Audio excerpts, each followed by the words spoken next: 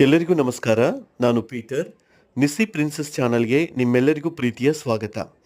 ಅನೇಕ ವರ್ಷಗಳಿಂದ ನಾನು ಹುಬ್ಬಳ್ಳಿಯಲ್ಲಿದ್ದರೂ ಸಹ ಧಾರವಾಡ ರೈಲ್ವೆ ಸ್ಟೇಷನ್ ನಾನು ನೋಡೇ ಇಲ್ಲ. ಆ ಕಡೆ ನಾನು ಬರಲಿಕ್ಕೆ ಕೂಡ ಆಗಲಿಲ್ಲ. ಆದರೆ ಈಗ ಒಂದು ಆಫೀಸ್ ಕೆಲಸದ ನಿಮಿತ್ತ ಧಾರವಾಡಿಗೆ ಬಂದಿದ್ದರಿಂದ ಈ ಧಾರವಾಡನ್ನು ಕುರಿತಾಗಿ ಒಂದು ಚಿಕ್ಕ ಮಾಹಿತಿಯನ್ನು ಈ ವಿಡಿಯೋದಲ್ಲಿ ನಿಮಗೆ ತಿಳಿಸಿಕೊಡಲು ಇಷ್ಟಪಡುತ್ತೇನೆ. ನಮ್ಮ ಧಾರವಾಡವನ್ನು ಕುರಿತಾಗಿ ಹೇಳಬೇಕಾದರೆ ದೊಡ್ಡ ಚರಿತ್ರೆನೇ ಇದೆ. ಇದು ಒಂದು ನಿಮಿಷದಲ್ಲಿ ಹೇಳುವಂಥ ಕಾರ್ಯವಲ್ಲ. ಆದರೆ ಕರ್ನಾಟಕ ರಾಜ್ಯದಲ್ಲಿ ಅತ್ಯಂತ ಪ್ರಮುಖ ನಗರಗಳಲ್ಲಿ ಉತ್ತರ ಕರ್ನಾಟಕದಲ್ಲಿ ಧಾರವಾಡವು ಕೂಡ ಒಂದು ಪ್ರಮುಖ ನಗರವಾಗಿದೆ. ಇದು ಶೈಕ್ಷಣಿಕ ರಂಗದಲ್ಲಿ ಅತ್ಯಂತ ಅಗ್ರಸ್ಥಾನದಲ್ಲಿದೆ ಅಂತ ಹೇಳಿಬಿಟ್ಟು ನಾವು ಹೇಳಲಿಕ್ಕೆ ಸಾಧ್ಯವಾಗುತ್ತದೆ ಮತ್ತು ಹೆಮ್ಮೆ ಕೂಡ ಆಗುತ್ತದೆ. ಇಲ್ಲಿ ಹೆಚ್ಚಾನೆಚ್ಚು ವಿದ್ಯಾಸಂಸ್ಥೆಗಳು, ಕಾಲೇಜುಗಳು, ತಾಂತ್ರಿಕ ವಿದ್ಯಾಸಂಸ್ಥೆಗಳು ಸುಪ್ರಸಿದ್ಧವಾದ ನಗರವೇ ಅಂತೇಳಿ ಹೇಳಬಹುದು. ಕನ್ನಡ ಭಾಷೆಯನ್ನು ಕುರಿತಾಗಿ ಅನೇಕ ಮಹಾನ್ ವ್ಯಕ್ತಿಗಳು ಜ್ಞಾನಪೀಠ ಪ್ರಶಸ್ತಿಗಳನ್ನು ಇಲ್ಲಿ ಪಡೆದಿದ್ದಾರೆ. ಕಲೆ, ಸಂಸ್ಕೃತಿ, ರಂಗಭೂಮಿಗೆ ಹೆಸರುವಾಸಿಯಾಗಿರುವಂಥ ನಗರವೇ ಈ ನಮ್ಮ ಧಾರವಾಡ ನಗರವಾಗಿದೆ.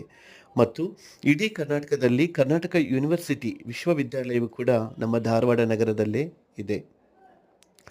ಪ್ರತಿ ಅಂಗಡಿಯಲ್ಲಿ, ಪ್ರತಿ ಬಸ್ ಸ್ಟ್ಯಾಂಡಿನಲ್ಲಿ ಸಹ ಧಾರವಾಡ ಪೇಡೆ ಬಹು ಪ್ರಸಿದ್ಧವಾಗಿದೆ.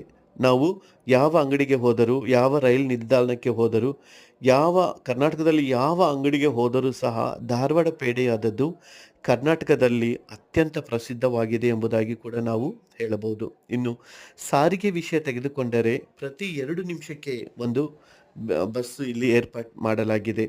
ಬೇಂದ್ರೆ ಬಸ್, ಆನಂತರ Chigari bus, Hubballi to Dharwad, Dharwad to Hubballi, ಈ ರೀತಿಯಾಗಿ ಪ್ರತಿಯೊಂದು 2 ನಿಮಿಷಕ್ಕೆ ಈ ಒಂದು ಬಸ್ ಏರ್ಪಾಟಂತೂ ಮಾಡಲಾಗಿದೆ.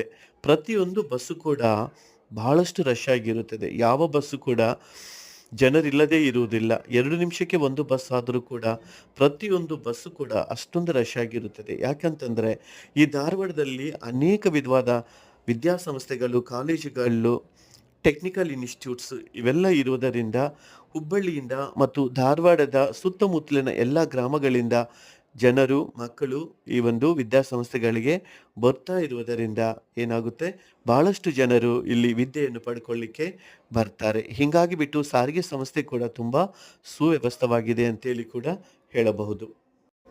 ಕುಶಲಕಾರ್ಮಿಕ, ಬಟ್ಟೆ ನೇಯುವುದು, ಹೈನುಗಾರಿಕೆ, ತೋಟಗಾರಿಕೆ ಮುಂತಾದವುಗಳು ಇಲ್ಲಿ ಪ್ರಮುಖ ಕಸುಬುಗಳಾಗಿದ್ದಾವೆ. ಒಟ್ಟಾರೆ ಹೇಳಬೇಕು ಅಂತಂದರೆ ಧಾರವಾಡವು ನೋಡಲು ಬಹು ಚಂದ, ಭಾಷೆ ಕೂಡ ಬಹು ಚಂದ. ಸೊ ಈ ಪುಟ್ಟ ಮಾಹಿತಿ ನಿಮಗಾಗಿ ವಿಡಿಯೋ ನೋಡಿದ್ದಕ್ಕಾಗಿ ನಿಮ್ಮೆಲ್ಲರಿಗೂ ಧನ್ಯವಾದಗಳು.